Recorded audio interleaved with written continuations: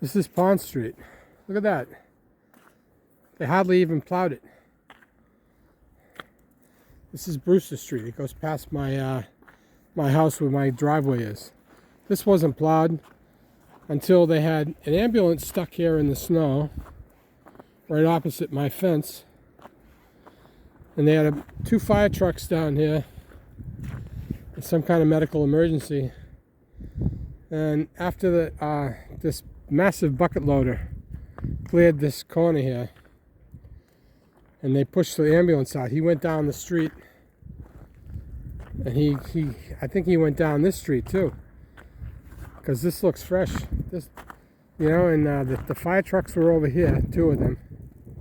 I don't know what happened, some kind of emergency, but look at the street.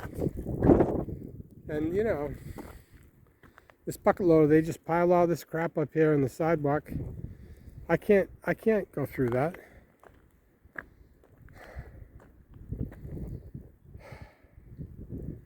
And you know, the neighbor behind me, their driveway isn't clear. How could I even get in there and clear the side? I'd have to climb in there and do it by hand, so I can have a path to go into the front of my house for the mailman. This is unbelievable. These people, you know, maybe there are, you know, roads. I mean, there are roads that are more important, and maybe they were taking care of those. But from the looks of this, I'm willing to bet the city is in really big trouble. Very poor job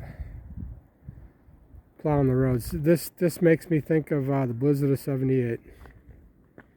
That's all I can say. Blizzard of '78.